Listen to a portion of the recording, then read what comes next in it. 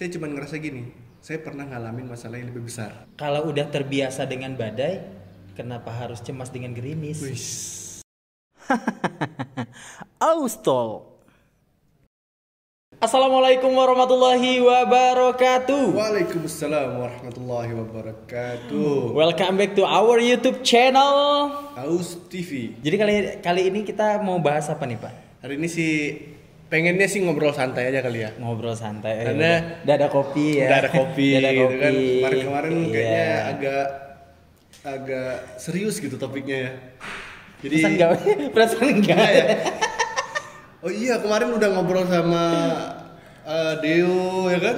Oh iya seputar ini ya, seputar usaha kuliner ya. Jadi hari ini kita agak nyantai sedikit lah. Agak nyantai tapi Nyantuy. Tapi semoga obrolannya ada manfaatnya gitu. Semoga ya, insyaallah ya. Semoga ada hikmah yang bisa diambil Ada gitu ya. pelajaran yang bisa diambil. Jadi tadi udah ngobrol-ngobrol kan sama Zidan dan Ngobrol-ngobrol apa briefing, Pak? hari ini kita ngobrol apa nih ya? Iya.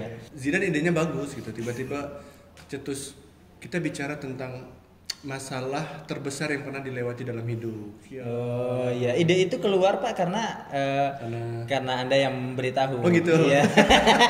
Karena saya WA. Iya. Iya, jadi seputar apa ya, pengalaman hidup yang titik terendah lah, atau yang Masalah terberat. masalah terberat dan alhamdulillah bisa bangkit seperti sekarang ya. Zidan umur berapa? 28 tahun, 28 alhamdulillah. tahun, ya udah tua ya. Pak, Anda umur berapa, Pak? Nah, selama 28 tahun hidup, apa tuh masalah terbesar yang pernah Zidan alami? Saya sambil ngopi ya. Iya. Di sini kemarau ya, guys. Jadi gini sih Pak, kalau saya bilang apa ya, sebenarnya karena ini udah lewat ya, jadi kayak lebih banyak bersyukur gitu loh Pak. Karena wajar deh ini kemarin terjadi karena gini. Oh alhamdulillah ini kemarin terjadi, jadi betul. sekarang jadi bisa kayak gini. Tapi kalau bisa lebih sharing, masalah terendah apa ya? Banyak Masalah Pak. terbesar. Oh iya, masalah terbesar. Nah, dari sekian banyak itu yang paling yang paling. Oh dikerucutkan lagi ya, dikerucutkan. dieliminasi. Kalau semuanya mau diceritain ntar kepanjangan. Iya kan? Yang paling yang Zidan ngerasa itu berat banget nih. Setiap tahun ada masalah kan.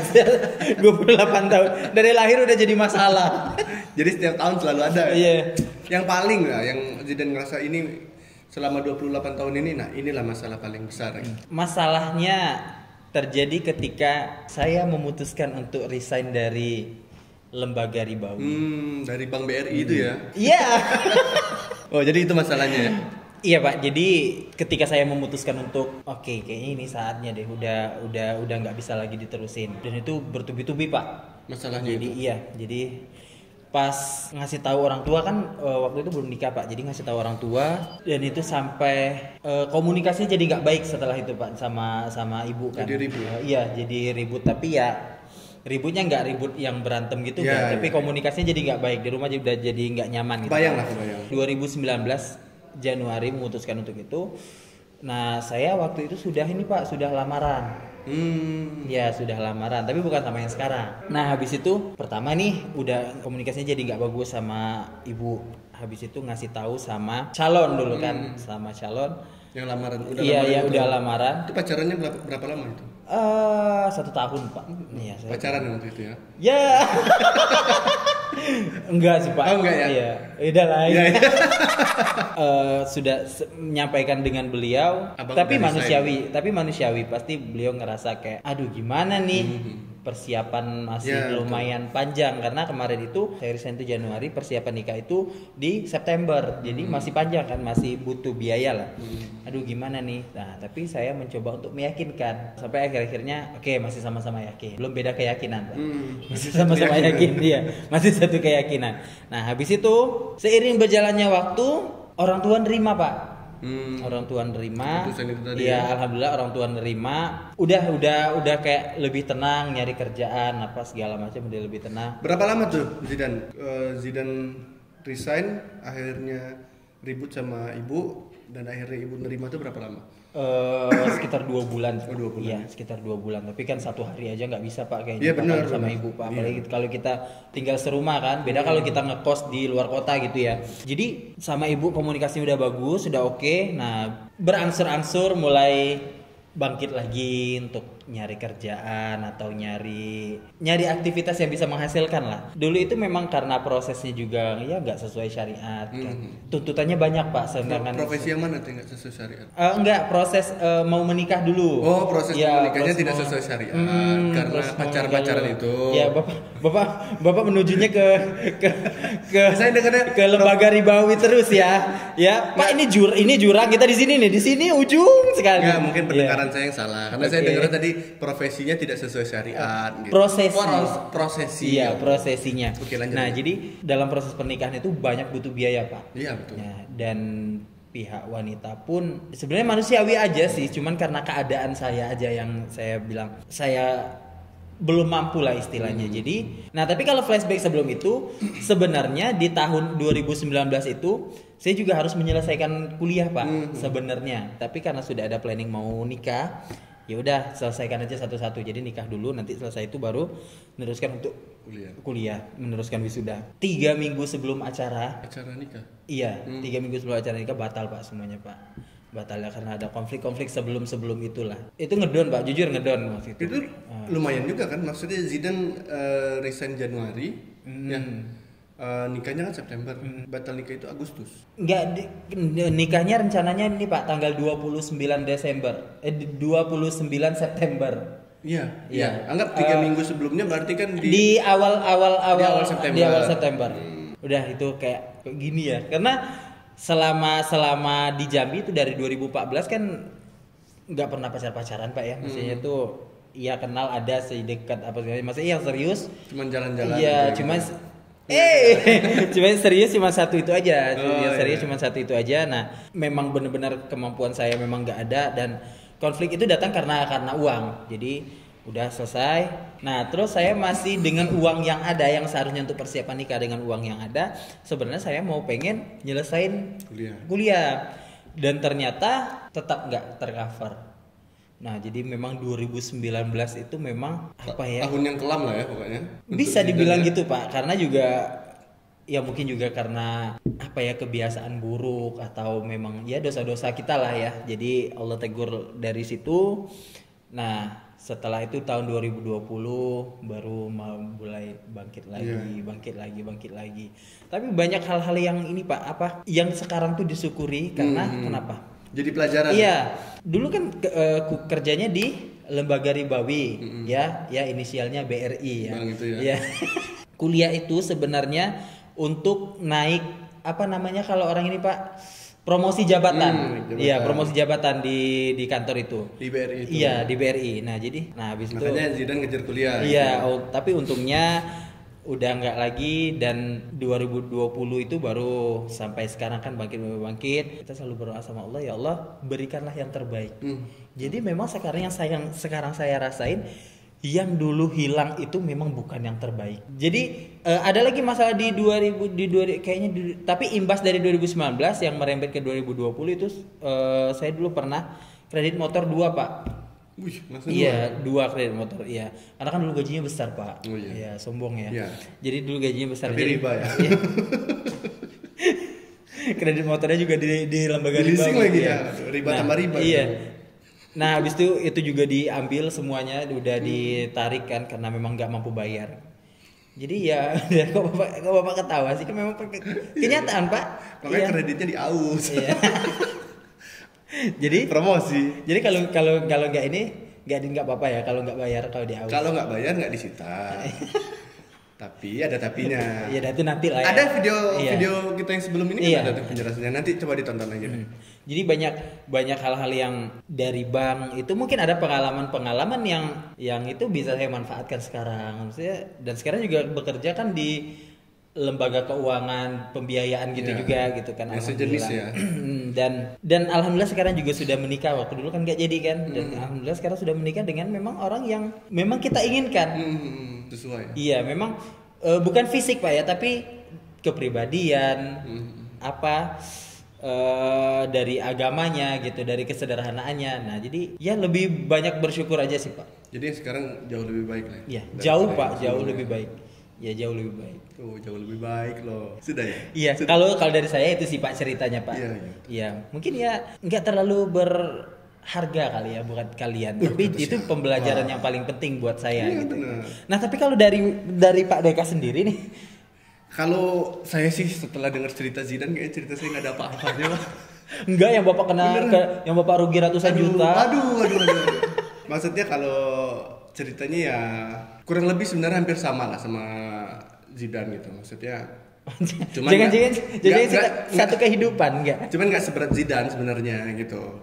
Kalau saya itu mungkin masalah yang dianggap masalah terbesar untuk saya sampai saat ini itu waktu mungkin tahun berapa ya, tahun 2015 kayaknya itu kalau nggak salah. Waktu itu tuh saya itu 2014 pulang ke Jambi. Nah, sampai ke Jambi itu kita coba untuk bisnis buka usaha di Jambi. Nah, jadi saya dulu waktu di Bandung, waktu kuliah itu saya sambil kerja kan, perusahaan konsultan psikologi yang bergeraknya di bidang lebih Pupuk enggak? Orang psikologi kok ngurusin pupuk, Pak. Iya kan biar bagus untuk psikologi ikan. Oh iya. Kebetulan kita psikologi orang sih, Pak, bukan ikan, Pak. Kok pupuk ke ikan ya? Pupuk ke tanaman. Ini kayaknya titik terendah ini ya sekarang. Kurang ngopi, Bapak. Besok bikin kopi sendiri deh. Bergerak di bidang people development, pengembangan SDM. Jadi kami lebih banyak bergeraknya di bidang training. SDM itu apa? Sendok makan, bukan? SDM itu sumber daya manusia. Oh, sumber daya manusia. Nah, kami itu banyak bergeraknya di bidang training, pelatihan gitu kan, outbound dan lain-lain. Nah, jadi ketika pulang ke Jambi, saya ngeliat kayaknya perusahaan sejenis ini belum banyak di Jambi. Cuman untuk bikin konsultan itu harus S2. Nah, dari situ akhirnya saya coba bikin yang sejenis tapi tidak harus menggunakan tenaga profesional. Akhirnya kita bikin event organizer waktu itu. Lumayan alhamdulillah waktu itu kegiatannya. Nah, cuman ada satu titik 2, dia ada cantik. Cuma waktu itu ada salah satu kegiatan. Mungkin waktu itu kita masih jauh dari ilmu juga sih, Pak. Jadi ilmu apa nih, Pak? Ilmu agama. Ilmu kanuragan kan? Waktu itu kita masih jauh dari ilmu agama sih. Maksudnya belajar juga belum ada. Nah, jadi di tahun 2015 itu kita coba bikin sebuah event besar di Jambi ini yang konsepnya tuh kalau kita bilang belum pernah ada di Jambi. Jadi ketika pulang ke Jambi, saya coba ngajakin teman-teman yang juga dulu kuliah di Bandung. Tujuannya supaya ada ide-ide baru yang belum pernah dilaksanakan di Jambi gitu. Jadi kita dulu, Pak, termasuk pencetus gitu untuk kegiatan-kegiatan event-event di Jambi. Pencetus. Maksudnya kegiatan-kegiatan yang belum pernah dibikin di sini kita coba bikin. Iya. Kita bikin, alhamdulillah waktu itu responnya bagus terus gitu kan, Pak. Nah, sampai dengan ada satu konsep baru lagi ini yang mau kita bawa gitu. Dan memang untuk kegiatan yang satu ini anggarannya nggak kecil, kan anggarannya lumayan Itu apa besar. kegiatannya tuh, Pak? Harus disebut. Jeda jeduk ya.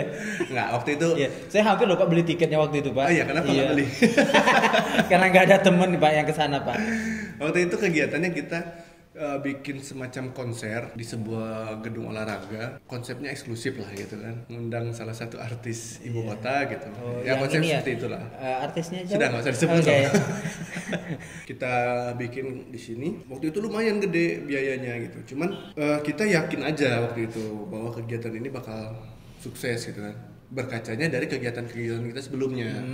Dan ternyata Allah kasih tidak sesuai harapan. Ternyata responnya sangat-sangat minim, dan waktu itu kita menanggung kerugian yang lumayan besar lah, lumayan besar, nggak lumayan besar sih, besar banget lah kalau menurut saya gitu. Menurut saya itu jauh sangat besar, Pak. Kegiatan berjalan kan, Pak. Saya cuma duduk di ruangan, Pak.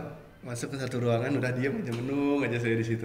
Berdiam diri. Saya nggak di kamar mandi sambil disiram air belum. gitu. Waktu itu lagi kegiatan, lagi event. Lagi Eventnya tuh saya nggak mau nonton, nggak mau apa, saya cuma duduk aja di karena mikir di satu itu ruangan dia. Itu karena memang karena penontonnya nggak ada ya. Penonton itu ada, Pak. Kayaknya tuh miskomunikasi lah, maksudnya Masalah tiketingnya mungkin bocor juga, nggak tahu dari mana orang masuk gitu ya. Banyak pelajaran lah waktu itu, tapi nggak saya jadiin pelajaran juga untuk ke depan gitu. Maksudnya pelajaran untuk hidup aja, bukan untuk kegiatan-kegiatan selanjutnya. Jadi setelah selesai malam itu saya pulang, nggak bisa tidur pak. Pagi-paginya saya ditelepon sama teman, si artisnya itu ngajakin ketemu di hotel tempat dia nginep, mau sekalian ngucapin makasih gitu. Saya bilang, udah nggak usah, saya bilang, udah suruh pulang aja. Karena waktu itu udah kacau balau lah pikiran pak gitu. Sampai artisnya minta ketemu saya udah nggak mau gitu. Oh berarti ini ya apa aturan bapak ketemu aja, aturan bapak ketemu aja pak. Ya siapa tahu kan dikasih uang rokok mas gitu. Secara logika kayaknya nggak mungkin ya. Enggak ya. Iya. Jadi tapi itu memang perhitungannya gimana ya pak ya? Kan secara untuk melangkah ke event besar itu pasti sudah banyak pengalaman dari event-event yang kecil. Nah maksudnya itu apakah biaya yang kerugian itu apakah tidak difikirkan sebelumnya? Maksudnya sudah dipersiapkan. Oh kalau untuk artisnya, oh ini berarti dari sponsor. Jadi untuk tiketingnya berarti tinggal untuk kru dan apa segala macam gitu. Jadi waktu itu sponsor lumayan banyak pak. Cuman anggaran kegiatannya juga lumayan besar. Jadi waktu itu setengah lebih lah di cover sama sponsor. Yang di cover sponsor tuh mungkin kurang lebih 250-an pak. Yang di cover sponsor. Oh sisanya memang mengandalkan dari tiket ya. Nah separuhnya lagi dari tiket. Jadi kalau saya bilang dulu itu karena kita masih muda dan masih terlalu pede gitu. Maksudnya kita mungkin kebawa dengan event-event sebelumnya yang alhamdulillah lancar gitu kan. Jadi terlalu pede dan menutup mata, menutup telinga dari masukan-masukan orang gitu. Oh, berarti udah banyak yang ngingetin ya? Ada beberapa yang ngingetin memang. Maksudnya dengan konsep seperti ini apakah masuk dengan segmen pasar Jambi gitu. Cuman kita kan berkacanya waktu itu dari Bandung gitu. Maksudnya di Bandung kegiatan-kegiatan serupa tuh udah banyak gitu. Kenapa nggak kita coba gitu. Tapi kalau sekarang ya kita alhamdulillah gitu Pak. Ini kalau dulu lancar nggak akan berhenti. Iyalah. Nah, jadi tapi tegurannya maksudnya itu dahsyat ya Pak ya. Maksudnya yang kecil-kecil lancar nih pas sekali. Nggak mungkin kalau yang kecil-kecil itu nggak lancar mungkin nggak bakalan juga nyentuh ini gitu ya. Tentu. Dan sekalinya salah nggak sih Pak kalau saya bilang gagal? Ya enggak ya. Emang gagal. Tapi sekalinya gagal itu memang bener-bener itu yang sangat besar gitu. Jadi tuh di momen itu tuh saya mungkin belum terlalu kebuka ya mata. Itu kalau istilah orang Jambi memang terduduk nih. Oh, terduduk buruk pak. Kalau kata orang Jambi itu terduduk buruk. Jadi waktu itu tuh pak, seminggu saya nggak bisa tidur. Itu uang segitu pak beli aus residen dapat lah. Iya, pak. Iya. Oh itu hutang udah di mana-mana tuh pak. Hutang udah di mana-mana, udah semuanya udah pada nagih ya. Banyak itu pengorbanannya. Tapi maksudnya di saat itu tuh yang mungkin saya anggap cobaan tuh nggak selesai di situ pak. Setelah itu banyak lagi tuh. Oh ada lagi. Iya ada orang terdekat meninggal gitu. Oh macam-macam lah. Jadi untuk saat ini tuh kalau saya ketika saya ada masalah, saya cuma ngerasa gini, saya pernah ngalamin masalah yang lebih besar, gitu. Dan alhamdulillah itu bisa saya lewati. Jadi kalau saya pernah dengar salah seorang yang saya anggap saya tuakan lah ya, dia ngomong gini, orang kalau udah jatuh sampai ke dasar, itu nggak akan mungkin bisa jatuh lagi, karena dia jatuhnya udah ke dasar. Nah kalau udah jatuh ke dasar, dia tinggal naik. Oh iya. Ada juga tuh Pak kata-kata yang saya ambil dari sosmed Pak. Jadi kalau udah terbiasa dengan badai, kenapa harus cemas dengan gerimis? Wih, jam berapa nih? 9:30. Ya. Oke lanjut Pak. Nanti saya jadiin judul ya. Gak gitu Pak. Jadi di momen itu tuh saya ngerasa semuanya gitu tiba-tiba jadi masalah. Nah dari situ akhirnya saya mulai ngerasain pasti ada yang salah nih saya bilang gitu. Nah dari situ akhirnya mulai coba memperbaiki diri. Nah itu tadi Pak pelajarannya yang saya dapat. Memang masalah itu ketika muncul ibrohnya belum kita dapat saat itu mungkin ya. Setelah itu gitu. Kayak kalau sekarang saya ngerasanya kalau dulu saya berhasil gitu, mungkin saya nggak akan keluar gitu dari kegiatan-kegiatan semacam itu gitu. Yang mana ya udah jelas lah maksiat semua di dalam itu kan. Karena Allah masih sayang sama kita mungkin ya. Jadi Allah mungkin mengingatkannya dengan cara itu kan. Mungkin itu cara Allah untuk menyelamatkan kita dari kegiatan-kegiatan yang seperti itu. Makanya Allah kasih seperti itu. Allah kasih gagal, baru kita mungkin bercermin kan, ini udah bukan kegiatan yang baik. Nah, ini ada hal yang menarik nih Pak, yang ada terlintas di benak saya ya. Ini juga masih terkait tentang video kita yang kemarin kita ngobrol sama Bang Deo. Ya. Jadi apa ya? Kan kita berbicara tentang kesuksesan usaha Pak ya. Meskipun ya di video itu kita berbicara tentang kuliner, tapi kan yang kita bahas juga banyak. Nah, jadi waktu dulu belum tentu apa yang kita lakukan yang dulu, yang kayak Bapak nih event, terus tuh banyak hal-hal yang lain, kayak saya juga di lembaga itu, dan saya juga punya aktivitas lain, aktivitas entertain yang lain gitu kan. Mungkin kalau itu pun kita sudah besar, masih di posisi itu nih, maksudnya masih berada di situ dan udah besar, belum tentu itu bisa dikatakan sukses. Iya betul. Ya. Tapi sekarang setelah kita keluar dari situ, kita ada di posisi sekarang. Jujur kalau saya pribadi, saya ngerasa sukses. Jadi gini, saya ada pernah baca buku. Jadi buku itu menceritakan tentang seorang pengusaha besar. Jadi dia itu dulu punya usaha banyak di kotanya. Nah cuman dulu itu memang usahanya itu dibangun dari dana-dana pinjaman ke bank dan lain-lain segala macam ya. Nilainya udah fantastis lah. Nah ketika dia mungkin sadar gitu ya terkait masalah usahanya, dan dia memutuskan untuk berhenti dari usaha itu, usahanya tuh semuanya ditutup ya Pak. Dan itu dia menanggung kerugian sekitar 15 miliar. Ketika di posisi itu dia ngerasa bahwa dia sukses. Jadi yang saya dapat dari beliau itu mengatakan bahwa memang kalau kita mengukur sukses dari nominal harta, yang akan ada selesainya Pak, nggak akan ada. Yang namanya uang itu, yang namanya harta itu angka. Yang namanya angka itu nggak ada selesainya, ya kan? Di atas 1 juta masih ada 1 miliar, di atas 1 miliar masih ada 1 triliun, terus begitu. Nggak ada angka selesai kan?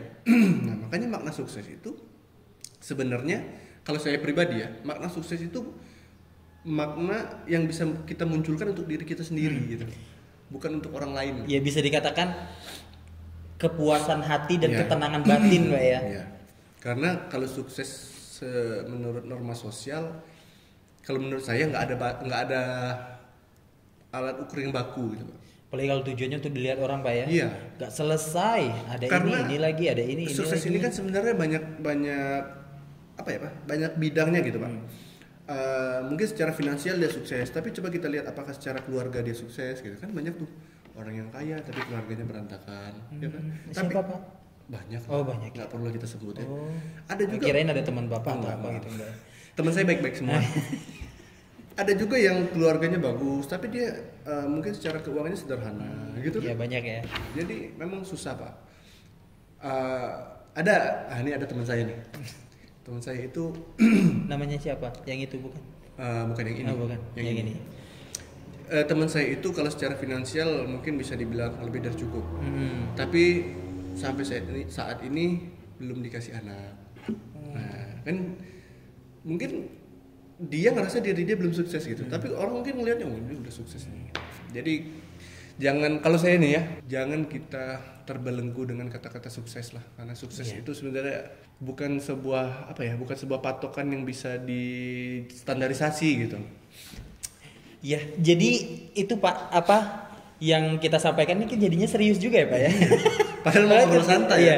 Enggak, maksudnya berbicara tentang kita ini tadi dan masuk ke tema kita, yaitu masalah terbesar dalam hidup. Jadi ini guys, kita ini sharing aja ya. Kita juga yakin kalian juga pasti punya masalah yang lebih besar dari kita. Kan karena masalah hidup ini kan banyak macam-macam ya. Betul. Ya, ujian nasional aja beda-beda, apalagi ujian hidup. Ujian kehidupan ya. Quotes-nya jam berapa nih? Enggak, jadi maksud saya gitu Pak. Jadi banyak masalah yang orang hadapin yang itu kita nggak bisa kalau ibarat kata orang Jambi sih, kau enak. Nah, ibaratnya kayak gitu. Kau masih mending. Iya, kau masih mending. Jadi nggak bisa Pak. Jadi setiap orang itu punya porsi masalahnya beda-beda, punya perasaan beda-beda gitu. Ada orang yang misalnya pekerjaannya gajinya kecil tapi dia bisa ngumpul sama keluarganya.